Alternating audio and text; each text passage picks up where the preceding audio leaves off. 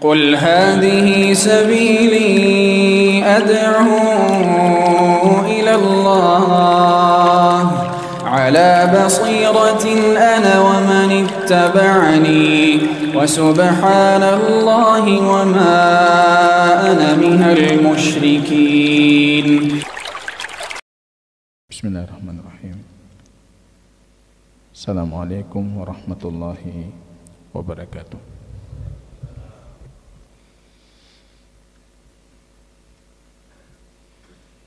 Alhamdulillahi Rabbil Alamin. Nahmaduhu wa nasta'inuhu wa nastaghfiruh wa na'udhu billahi min syururi anfusina wa sayyiati a'malina. Man yahdihillahu fala mudilla lahu wa man yudlil fala hadiya lahu. Asyhadu an la ilaha illallah wahdahu la syarika lahu wa asyhadu anna Muhammadan abduhu wa rasuluhu safiyyuhu min khalqihi wa khaliluh. Ibadallah, yaqul rabbuna jalla sya'nuhu fi muhkami tanzilihi, ya ayyuhalladzina amanu ittaqullaha haqqa tuqatih wala tamutunna illa wa antum muslimun. Kaum muslimin dan muslimat sidang jamaah salat subuh yang diberkahi oleh Allah Subhanahu wa ta'ala. Pujian dan syukur tiada hentinya senantiasa kita panjatkan kehadiran Allah atas segala taufik dan petunjuk yang Allah berikan sehingga kita bisa menghadiri kembali majelis akidah, mempelajari ayat Allah, mempelajari petunjuk baginda Rasul sallallahu alaihi wasallam tentang akidah Islam yang sebenarnya. Selawat dan salam kita doakan kepada Allah agar tercurahkan kepada baginda Rasul Muhammad sallallahu alaihi wasallam. Kaum muslimin yang berbahagia, pertemuan terakhir kita jamaah kaum muslimin, kita masih berbicara tentang sifat al-fi'liyah, yaitu sifat yang berkaitan dengan kehendak dan masyiahnya Allah. Pada pertemuan yang lalu kita membacakan beberapa contoh ayat Al-Quran Al-Karim yang berbicara tentang sifat al-fi'liyah.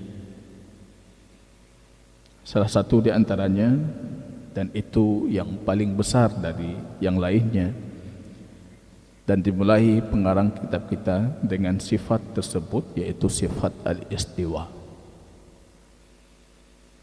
Allah mustawin alal arsh, ba'inun min khalqihi, terpisah dari makhluknya. Jamaah kaum muslimin, barangkali ada di antara kaum muslimin yang akan coba menjelaskan apa perbedaan sifat al-istiwa dengan sifat al-ulu bagi Allah Subhanahu wa ta'ala.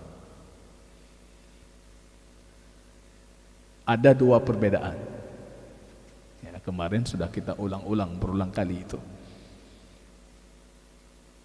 Kita mulai dengan hadiah voucher gitu. 30% diskon di Kalbi Kalbi Store ya.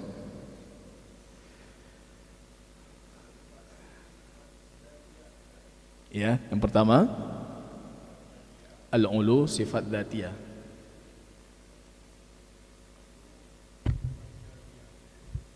Ya, dari mana suara? Oh, Masya Allah. Ya, silakan, Pak. Ya, sifat fi'liyahnya. Itu yang pertama. Yang kedua, Jamil, Masya Allah. Lillahi darruk, Masya Allah. Baik, jadi ini nanti tolong disampaikan. Ya, artinya setiap perbelanjaan ya diberikan diskon 30%. Masya Allah. Ya. Kemudian saya menyebutkan pada pertemuan yang lalu itu beberapa contoh sifat fi'liyah. Paling kurang tolong disebutkan 3 contoh saja dari ayat Quran itu. Kita juga ada hadiah lainnya. Akidah golongan selamat, terjemahan terhadap kitab yang sedang kita pelajari. 3 saja. Kalau saya lihat ayatnya itu ada sampai 7 sifat yang sudah kita ambil, walaupun detailnya kita cuma berbicara tentang istiwa. Dari 7 saya minta setengah, kurang dari setengah.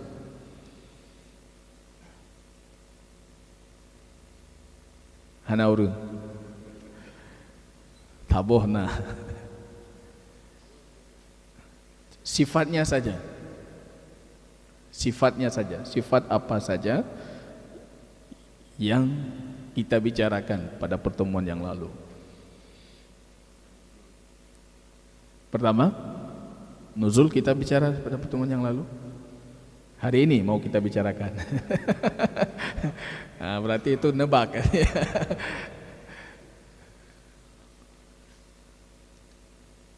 Ya, kalau tidak ada kita lanjutkan, bukunya kita bawa pulang. Tidak ada, 3 saja. Kita berbicara kemarin tentang istiwa, tentang Allah datang, al-maji, al-ityan. Allah datang, itu sifat bagi Allah. Al-qabd, Allah itu akan menggenggam. Al-qabd, menggenggam langit dan bumi pada hari kiamat, menggenggam seluruh langit dalam genggamannya. Itu sifat Allah. Kemudian juga Allah menciptakan Adam dengan tangannya. Allah menulis Taurat dengan tangannya. Itu semua sifat-sifat fi'liyahnya Allah. Allah melakukan apa yang Allah kehendaki, fa'alun lima yurid. Apa yang dia inginkan, maka dia akan melakukannya. Tidak ada makhluk yang mampu membatasi gerakan dan tindakannya. Ketika Anda mengatakan Allah tidak seperti ini, tidak melakukan ini, tidak melakukan itu, pada hakikatnya Anda sudah melakukan kesalahan besar terhadap Tuhan kita dengan membatasi apa yang Allah ingin lakukan. Padahal Allah itu fa'alun lima yurid. Allah tidak beristiwa, Allah tidak turun, Allah tidak ini. Padahal Allah mengatakan demikian. Anda membatasi apa yang Allah ingin lakukan. Ini jamaah kaum muslimin rahimani wa rahimakumullah. Ini harus diulang lagi, banyak sifat yang sudah kita perhatikan. As-su'al athani wa sittun, ma misalu sifatil af'ali minas sunnati. Jadi kelanjutannya, apa contoh sifat fi'liyahnya Allah berdasarkan sunnah Rasul? Kalau kemarin berdasarkan ayatnya. Ada hampir 7 sifat kita ambil, dan itu berdasarkan Qur'annya. Hari ini kita melihat hadis-hadis baginda Rasul tentang sifat fi'liyah. Mathalu qawlihi sallallahu alaihi wasallam, yanzil. Ini baru kita berbicara tentang turun. Yanzilu rabbuna kulla laylatin ila samai dunya hina yabqa thuluthal laylil akhir. Allah Tuhan kita itu turun setiap malam ke langit dunia ketika sisa sepertiga malam terakhir. Ini harus kita simak betul-betul. Ini banyak sifat disebutkan di bawahnya. Mungkin saya akan lebih fokus ke nuzul. Karena nuzul itulah puncaknya. Kalau orang selesai dengan sifat nuzul, dia akan selesai dengan sifat lainnya. Tidak ada yang paling dibenci oleh para mu'attilah sifat. Jahmiyah dalam pembahasan sifat ini melebihi dari sifat nuzulnya Allah. Karena kalau anda sudah menetapkan sifat nuzul, itu akan mengharuskan anda membatalkan semua argumen mereka tentang Allah. Jauharkah Allah, jisimkah Allah, bertempatkah Allah, berpindahkah Allah, beruangkah Allah, terbatasi tidakkah? Itu semuanya itu batil ketika anda tetapkan bagi Allah itu sifat turun. Tidak pernah kita dapati jamaah kaum muslimin. Yang banyak kita dapati justru nukilan ijma. Generasi salaf nukilan ijma, ajma atau ittafaq, mereka sepakat, semuanya sepakat. Kalau kata Imam Ibn Abdul Bar, yang quluhul khalafu anis salaf, sifat ini dinukilkan oleh khalaful ummah dari salaful ummah. Tidak ada yang memperdebatkannya. Hadis yang kita bacakan itu diriwayatkan lebih dari 18 sahabat baginda Rasul. 18 sahabat baginda Rasul meriwayatkan hadis itu.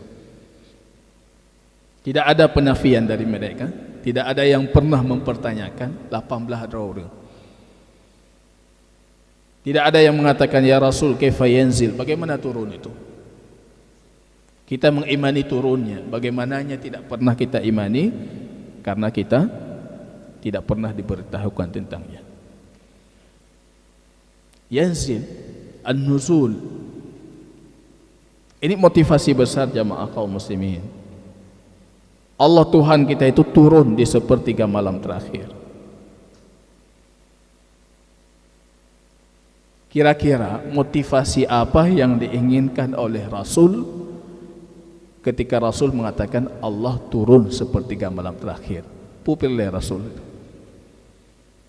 Kira-kira apa yang Rasul inginkan itu? Sepertiga malam terakhir untuk lebih giat beribadah. Ini sedang dimotivasi umatnya. Tuhan kalian itu turun sepertiga malam terakhir. Fakun minal mustaghfirin. Jadikan diri kalian termasuk hamba-hamba Allah, ibadur rahman alladzi yastaghfirun wal mutasahhirin, dalam kondisi bersahur beristighfar. Sepertiga malam terakhir bangun beristighfar. Tiba-tiba kalau kita katakan, tapi yang turun itu bukan Allah, motivasi itu jadi gagal. Itu kalau bahasa anak muda sekarang, anak milenial, prank itu. Kenang prank. Nah, bahasa Tanyo kenang pengut. Allah geterun, sudah giat beribadah, tapi kan Allah. Kahan aja deh. Nah, itu tuh bahayanya di situ. Rasul sedang memotivasi para sahabatnya itu untuk memanfaatkan sepertiga malam terakhir. Yanzilu Rabbuna ila sama'id dunya. Allah turun. Kaif? Kita tidak mengimani kaif. Kalau kata Imam Ibn Abdul Bar, al-istiwa, Allah beristiwa. Bagaimana anda tanyakan? Allah datang. Bagaimana anda tanyakan? Allah turun, bagaimana anda tanyakan? Kami mengimani sifat ini dan kami kembalikan kaifiyah bagaimananya kepada Allah. Ahlu batil langsung memahami, turun. Dia mentamsil Tuhannya dengan dirinya. Saya turun dari atas ke bawah, yang atas saya tinggalkan, akhirnya saya turun ke bawah. Yang di atas tadi sudah di atas saya, karena saya sudah di bawah. Anda tidak tuqaddir Allah haqqa qadrihi, tidak memberikan kelayakan untuk Allah sesuai penghormatan yang layak untuknya. Ron pikiron ya, bukan Allah seperti itu. Allahu Akbar, Allah Maha Besar. yang tidak Anda tahu hakikat zatnya seperti apa, apalagi hakikat turunnya. Maka itu pertanyaan i'tiradhu ahlul batil. Kalau kata Syekh Islam Ibn Taimiyah, itu pertanyaan ahli batil yang tidak menghormati Allah. Hal yakhlul arsyu am la yakhlu? Apakah ketika Allah turun arsy itu kosong? Tahu jawab sabuk kita apa? Ketika Allah turun arsy itu kosong? Tidak kosong. Tidak tahu. Tidak tahu, tidak dapat kitab. Tidak kosong.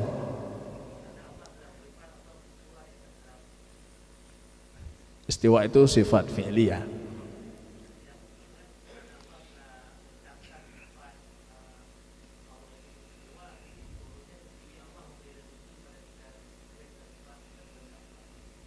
Jamin. Ya. Allah turun seperti, jadi bagaimana Allah turun seperti kasih rezeki?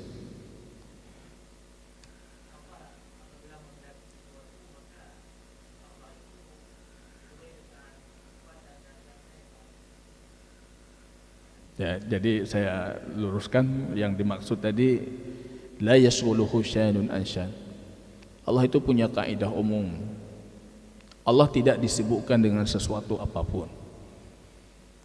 Kita ya, kalau sudah melakukan sesuatu, yang lain kita tinggalkan.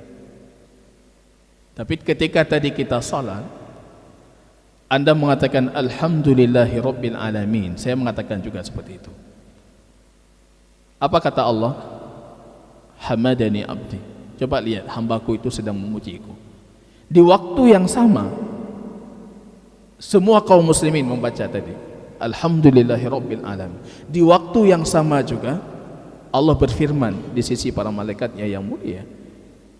Di satu waktu itu Allah menjawab semua yang memujinya. Bisa bagi Allah, bagi kita tidak bisa. Maka itu yang dimaksud tadi, la yashghuluhu syanun an syan. Allah tidak bisa disibukkan dengan sesuatu apapun. Jangan Anda bayangkan ketika turun maka Allah tidak beristiwa. Madhab ahlus sunnah ataupun mayoritas ahlus sunnah dari generasi salaf, la yakhlul arsy. Arsy itu tidak kosong. Huwa mustawin wa huwa nazil. Allah turun dan Allah beristiwa. Kaif, bagaimana? Kembalikan kepada Allah. Kalau kata tadi, Allah kasih rizki sebagaimana setiap makhluk diberikan dalam satu waktu, semua kita dapatkan rizki. Ibnu Abbas ditanyakan, ya Ibnu Abbas, kaifa yuhasib rabbuna al-khalqa fi sa'atin wahidah? Bagaimana Allah bisa menghisab kita dalam satu waktu? Besok hari kiamat ada hamba-hamba Allah mukminin itu yunaji rabbahu. Allah akan berbisik dengan kita, berbisik dengan saya insyaallah, berbisik dengan Anda, dengan semua makhluknya yang mukminin. Dalam satu waktu bisa. Ibnu Abbas ditanyakan, bagaimana bisa? Ibnu Abbas mengatakan, seperti Allah memberikan kalian rezeki. Bisa, dalam satu waktu. La yashghuluhu syai'un an syan, dalam Quran surat Ar-Rahman. Tidak bisa disebutkan dengan sesuatu. Ini tidak bisa bagi kita. Kalau kata Syekh Islam Ibn Taimiyah dalam Majmu' Fatawa, beliau membuat pendekatan lain. Kita pernah mendengar hadis ruh. Ruh. Ketika kita tidur, ada hadis panjang tentang ruh. Ruh itu naik ke atas. Kadang-kala ruh itu sujud di bawah arusnya Ar-Rahman. Padahal ruh itu masih di dalam jasad. La tufariquhu. Ruh itu tidak akan meninggalkan jasad selama jasad itu masih hidup. Ruh saja kata beliau bisa sujud, bisa ke atas padahal dia dalam tubuh hambanya. Bagaimana dengan malaikat kata beliau? Yang alam malaikat, zat malaikat itu berbeda dengan zat makhluknya. Fa kaifa bi rabbil alamin? Bagaimana dengan Tuhan semesta alam? Jadi jangan berpikir kalau Anda mengatakan tidak kosong atau mengatakan kosong arsy itu dipertanyakan ke ahlu sunnahannya. Walaupun ada ahlu sunnah dari mutaqaddimin yang mengatakan arsy itu kosong, tapi mayoritas sepakat arsy itu la yakhlul arsy, tidak kosong. Sudah pernah dapat buku ini? Sudah pernah kita hadiahkan untuk jamaah kaum muslimin yang lain. Barakallahu fikum. Ini nuzul, sifat nuzul, Allah turun. Ahli ta'til tidak menolak sifat nuzul kecuali mereka sudah menyerupakan Allah dengan makhluknya. Dimulai dengan tasbih. Allah tidak turun, dia berfikir Allah itu seperti dirinya. Tidak turun karena kalau turun mengharuskan arsy itu di atasnya, Allah jadi di bawah. Padahal kita mengatakan Allah itu la yashghuluhu syanun an syan. Bagaimana turun kata mereka? Rupanya ini bukan syubhat mutaakhirin, syubhat sebagian Jahmiyah mutaqaddimin. Bagaimana turun? Kalau kata Imam Ibnu Battah, mereka mengatakan bagaimana Allah turun padahal sepertiga malam itu setiap tempat berbeda. Jangan berpikir nyan barosa banna syubhatnya. Itu syubhat dari lama sekali, itu sudah 1000 abad, apa namanya, 1000 tahun yang lalu syubhat itu sudah ada.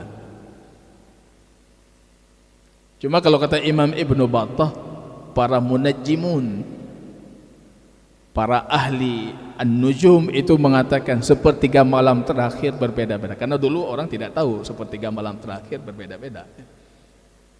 Kalau sekarang kita sudah tahu, di tempat lain sepertiganya belum, di tempat lain belum.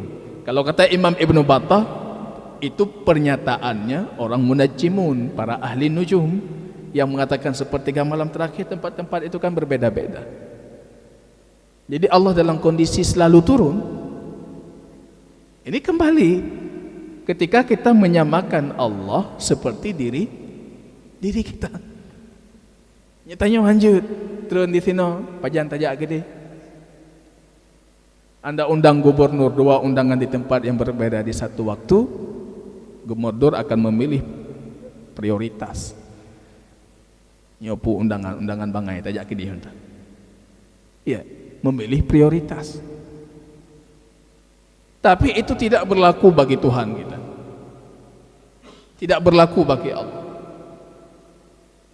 Karena hakikatnya Allah itu la yasghuluhu syanun an syan. Tidak tersibukkan dengan sesuatu. Jadi menafikan sifat turunnya Allah itu berbahaya. Anda membatasi apa yang Allah inginkan untuk dirinya. Kemudian nukilan ummah yang hampir dikatakan ini hadisnya mutawatir. Yanzilu Rabbuna, Allah turun, memberikan kita 3 opsi yang besar itu. Fayaqul, kemudian Allah berfirman mengatakan, may yas'aluni fa'uti, siapa yang minta aku kasih. Itu tadi sepertiga malam terakhir. Anda yang punya permintaan tadi itu waktunya. Siapa yang minta aku kasih. Wa may yad'uni fa'astajibalah, siapa yang mohon, yang berdoa aku kabulkan. Rupanya permintaan itu lebih besar dibandingkan permohonan. Siapa yang memohon aku kabulkan. Wa may yastaghfirni, siapa yang minta ampun aku ampunkan. Di situ berakhir hadis. Coba bayangkan kalau Anda mengatakan yang turun itu bukan Allah tapi malaikatnya. Karena ada yang mengatakan seperti itu. Jadi malaikat mengatakan siapa minta ampun kepadaku aku ampuni. Siapa minta kepadaku aku kasih. Malaikat tidak akan mengatakan itu. Yang turun itu perintah Allah, bukan Allahnya. Di situ ada majaz al-hadzf, majaz. dengan penghapusan kata. Seharusnya di depannya itu ada amrullah, yang turun itu perkara Allah, urusan Allah. Atau yang turun itu rahmat Allah. Ya, semenjak kapan rahmat itu cuma turun sepertiga malam terakhir? Rahmat Allah turun setiap saat, tidak mesti di sepertiga malam terakhir. Kemudian majaz hadzf, penghapusan itu pun setiap majaz itu tidak dipahami secara majaz kecuali ada indikator majaznya. Tidak bisa dibawa maknanya secara hakikatnya. Itu baru kita beralih ke majaz. Tapi di sini apa salahnya kita mengatakan Allah turun? Allah turun. Dan itu akidah Islamiyah thabitah, sudah ditetapkan oleh para ulama kita dari generasi mutaqaddimin, tidak pernah diperdebatkan kecuali mutaakhirin dari kaum muslimin yang mempertanyakan tentang sifat turun itu. Allah turun dengan zatnya ataupun bukan dengan zatnya. Akidah Ahlus Sunnah, kami tidak pernah disebutkan Allah turun dengan zatnya ataupun bukan dengan zatnya. Kami cuma mengimani ayat Allah turun. Ada hadis dari Abi Ya'la ataupun Abi Nu'aim, ketika Allah berkeinginan hina yasha wa yanzil bi zatihi, Allah turun dari arsy-Nya dengan zatnya. Itu hadis palsu.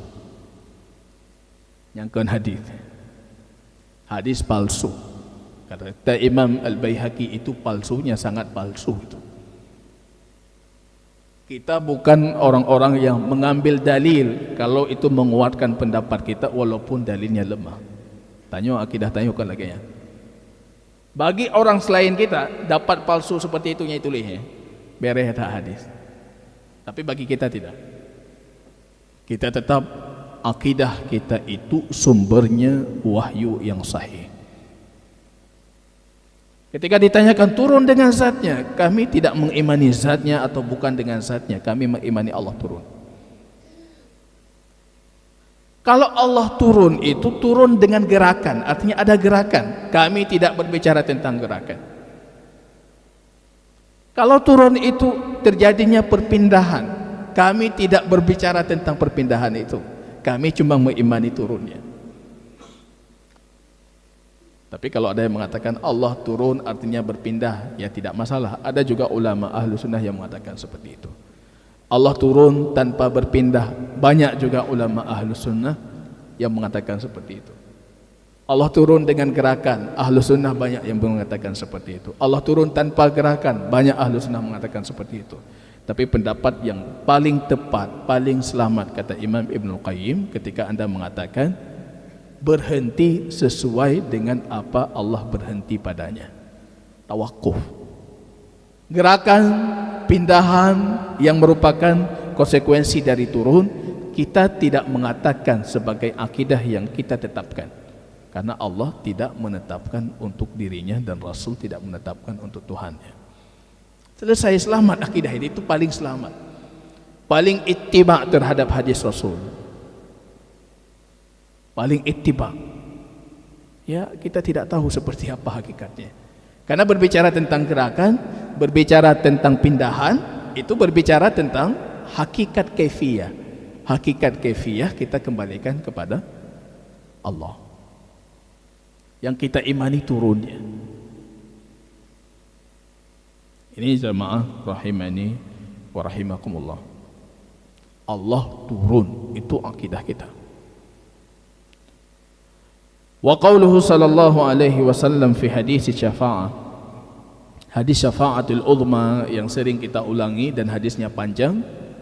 Ketika kita nanti di padang mahsyar itu seluruh manusia membutuhkan syafaatnya Allah liyaqdhiya, sehingga Allah itu memutuskan apa keputusannya terhadap makhluk ini. Kita pergi mencari syafaat, pergi ke Adam, pergi ke semuanya.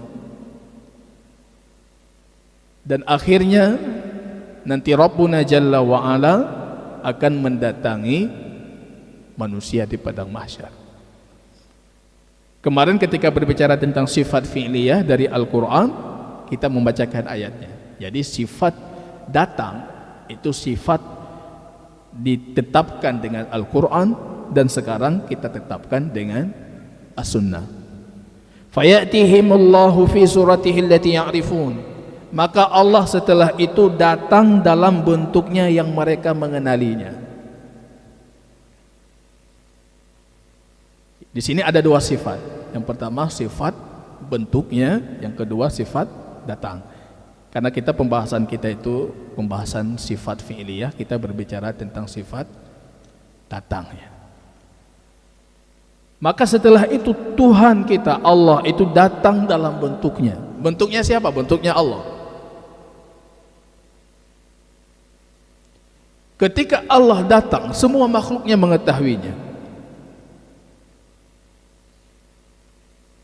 Allah sudah ilhamkan kepada semua manusia di padang mahsyar itu untuk mengenalinya. Langsung kita tahu ini yang datang Tuhan kita. Fayaqul ana rabbukum. Kemudian Allah berfirman mengatakan, aku Tuhan kalian. Fayaqulun, semua manusia yang hadir di situ mengatakan, anta rabbuna, engkau adalah Tuhan kami. Ini masyhad apa namanya? Fenomena yang memang ketika kita berbicara tentang padang mahsyar yang perjalanan yang panjang itu, kemudian kondisi padang mahsyar itu berbicara tentang syafaatul uzma, ini merinding bulu kuduk kita. Pembahasan besar. Dan di sana kita mengimani Allah akan datang. Liyaqdhiya bainal khalq, sehingga Allah memutuskan keputusannya untuk makhluknya. Ini yang lucunya para penafi yang menafikan sifat datangnya Allah. Demi Allah kita katakan sifat itu akan mereka butuhkan di padang mahsyar. Karena semua manusia mengharap Allah datang.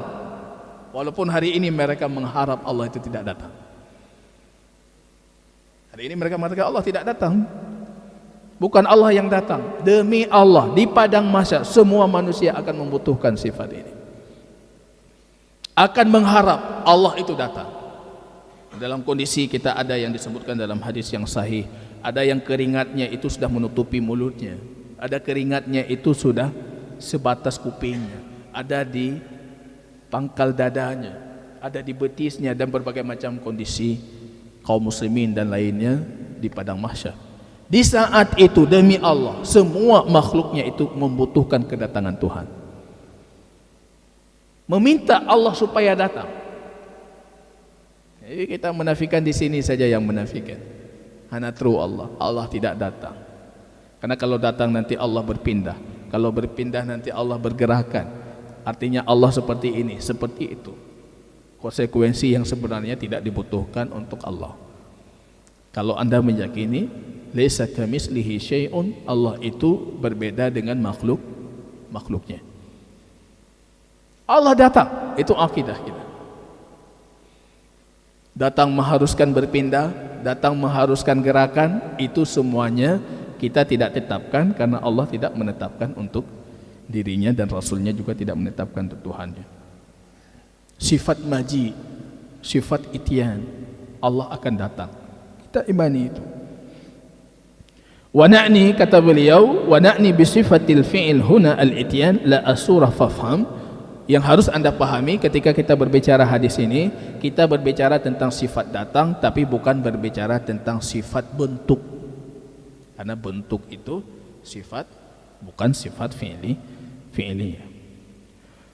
Wa qauluhu sallallahu alaihi wa ala alihi wasallam, inna allaha yaqbidu yawmal qiyamah al-ard wa takunu as-samawati biyaminihi summa yaqul ana al-maliku ana dayyan.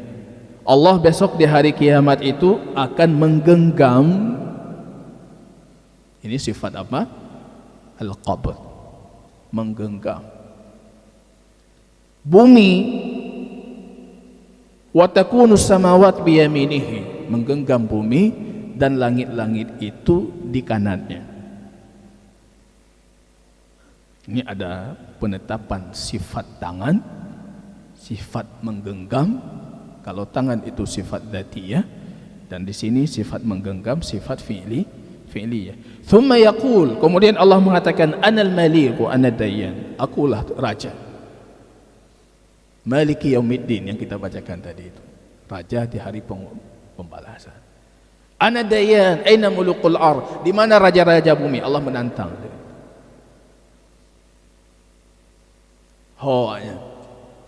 Akulah rajanya.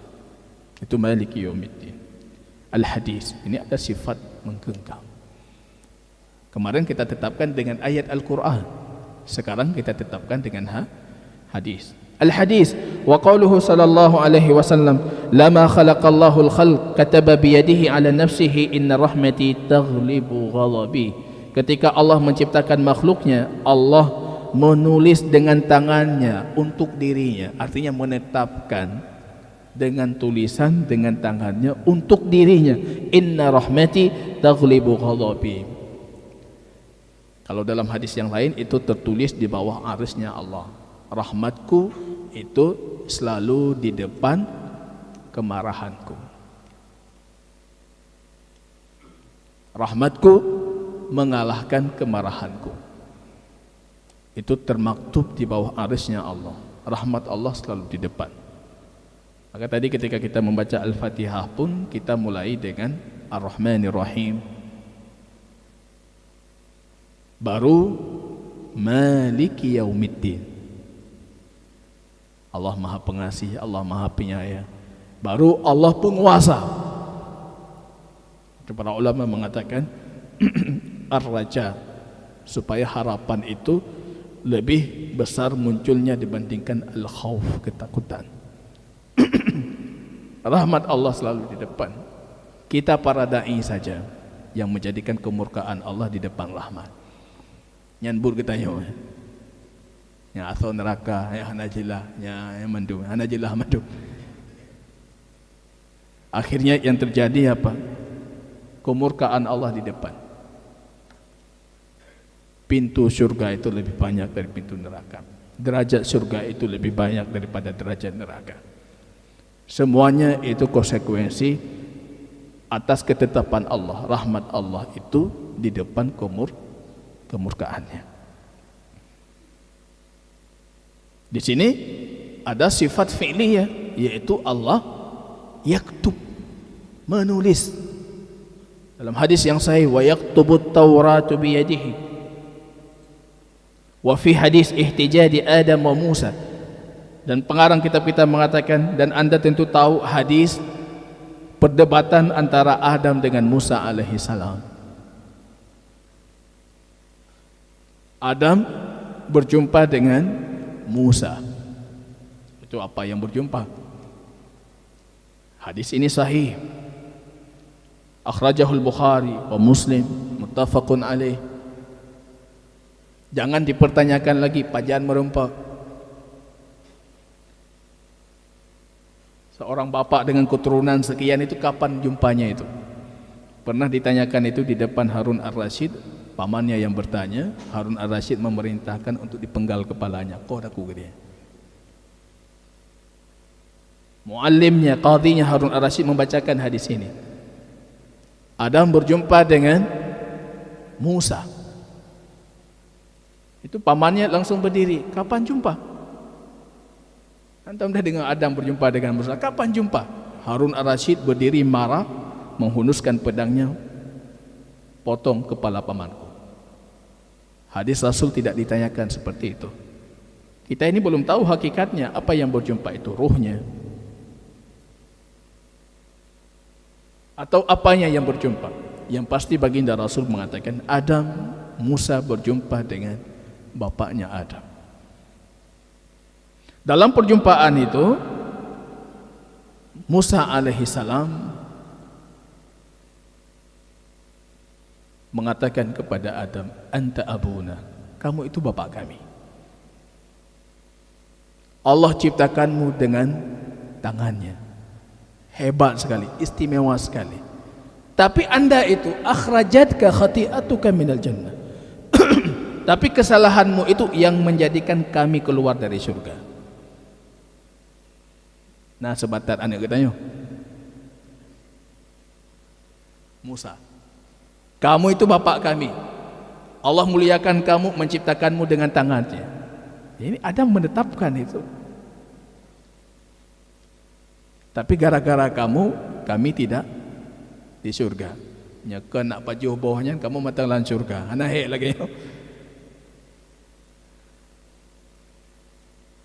Ketika itu Adam mengatakan apa? Ya Musa, wahai Musa,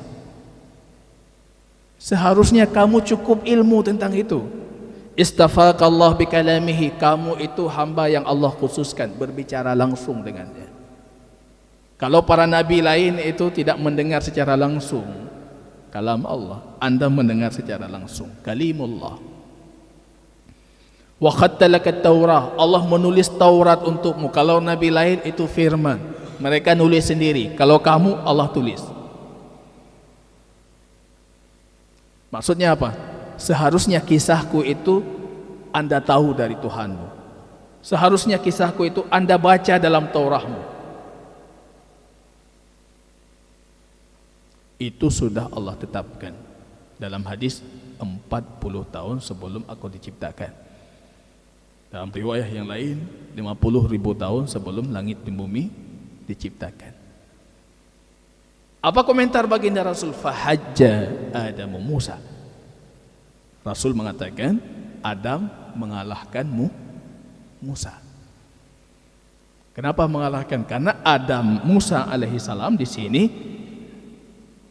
itu mempertanyakan, menyalahkan Adam terhadap musibah yang Allah timpakan kepadanya. Bukan menyalahkan Adam terhadap kesalahan Adam. Ini salah. Kalau Musa mengatakan, wahai Adam, kamu itu makan buah itu. Nah, itu baru kesalahan Adam. Tapi ketika Musa mengatakan, kamu itu dikeluarkan dari surga, itu bukan kesalahan Adam. Karena itu musibah yang menimpa Adam terhadap kesalahan Adam. Makan buah itu musibah yang menimpa Adam, setelah itu dikeluarkan dari. Maka terhadap musibah kita boleh berhujjah dan berdalil dengan takdir, tapi tidak berdalil dengan takdir terhadap maksiat, kecuali Anda sudah bertobat darinya. Dulu kita punya track record, ada latar belakang yang tidak baik. Tiba-tiba ada datang orang mengejek kondisi kita yang dulu. Kita mengatakan itu sudah Allah tetapkan sebelum aku diciptakan. Nyanjur.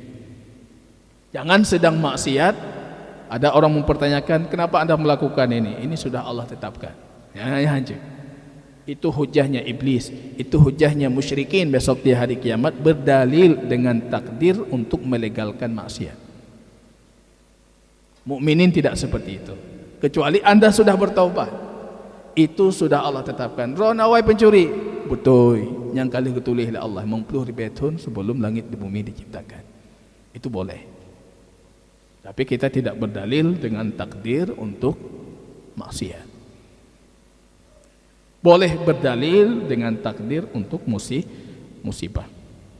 Di sini kita tetapkan apa? Allah ada sifat kalam. Tapi sifat kalam ini bukan sifat fi'liyah, sifat dzatiyah yang tidak terpisahkan dari Allah. Tapi di sini ada khatta, menulis Taurat dengan tangannya. Ini sifat fi'liyah. Kita tetapkan itu. Maka dari sini ada keunggulan Taurat, dan itu yang menjadikan Adam memenangi hujahnya terhadap Musa. Kamu Tauratmu itu ditulis dengan tangannya Allah. Kenapa Anda tidak tahu kondisi saya? Maksudnya seperti itu. Saya keluar dari surga ini itu termaktub dalam Tauratmu. Anda mendapatkan Taurat itu langsung dari tulisan Allah. Seharusnya kamu Musa itu lebih paham tentang ini. Tidak perlu memperdebatkan itu. Makanya Rasul mengatakan fahajjahu Adam. Adam mengalahkan hujahnya Musa. Fakalamuhu ta'ala wa yaduhu. Adapun sifat kalam dan sifat tangannya Allah itu sifat dzatin, itu sifat dzatiyah. Wa takallumuhu, sifatu dzat wa fi'lil ma'an. Dan Allah berbicara itu sifat zat dan sifat fi'liyah. Wa khattuhu Taurah, adapun Allah menulis Taurah itu sifat fi'liyah. Wa qauluhu sallallahu alaihi wasallam, innallaha yabsutu yadahu bil-laili liyatuba musii'un nahar wa yabsutu yadahu bin-nahari liyatuba musii'ul lail. Allah melapangkan tangannya di malam hari supaya pelaku keburukan di siang hari bertaubat, dan Allah melapangkan tangannya di siang hari supaya pelaku keburukan di malam hari bertobat. Ini sifat al-bast, Allah melapangkan tangannya. Kalau tangan itu sifat zatiyah. Malam hari Allah buka lengannya supaya pelaku keburukan di siang hari itu bertobat. Siang hari Allah buka kembali supaya pelaku keburukan di malamnya bertobat. Barakallahu fikum. Subhanakallahumma bihamdika asyhadu an la ilaha illa anta astaghfiruka wa atubu ilaik. Assalamualaikum warahmatullahi wabarakatuh.